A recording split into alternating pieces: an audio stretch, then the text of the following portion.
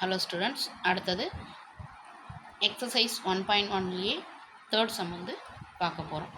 என்ன கொடுத்துருக்காங்கன்னா, if B cross A equal to -2,3 -2,4 0,3 0,4 3,3 3,4 அப்படின்னு கொடுத்துட்டு ஃபைண்ட் ஏ அண்ட் பின்னு கேட்குறாங்க.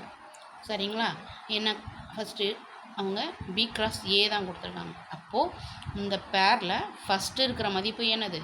பியோட மதிப்பு. செகண்ட் இருக்கிற மதிப்பு ஏவோடையது. சரிங்களா? ஃபஸ்ட்டு பியை கண்டுபிடிக்கலாம். பி ஈக்குவல் டு என்ன நம்பர் இருக்குது? -2,3 இருக்குது. அதில் ஃபஸ்ட்டு மதிப்பு -2. அடுத்ததை பாருங்கள், இங்கேயும் -2 இருக்குது, இங்கேயும் -2 இருக்குது. அதனால் எழுத தேவையில்லை. அடுத்தது இங்கே என்ன இருக்குது? 0 இருக்குது. ஓகேங்களா? அடுத்தது இதுலேயும் 0 இருக்குது, அதனால் அதை விட்டுடலாம். அடுத்தது 3 இருக்குது. அப்புறம் என்ன இருக்குது? இங்கேயும் 3 தான் இருக்குது. அதுக்கப்புறம் வேறு எந்த மதிப்பும் இல்லை. அப்போது இதுதான் என்னது? பியோட மதிப்பு. அடுத்தது ஏ மதிப்பு கண்டுபிடிக்கலாம். ஏ என்னன்னாக்கா பி கிராஸ் ஏன்னு இது பி இது வந்து ஏ. அப்போது இது வந்து ஏ 3, இங்கே என்ன இருக்குது? 4 இருக்குது.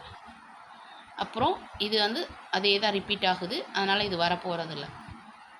அப்போது ஏவோட வேல்யூ பி 3,4. ஓகேங்களா? Very simple.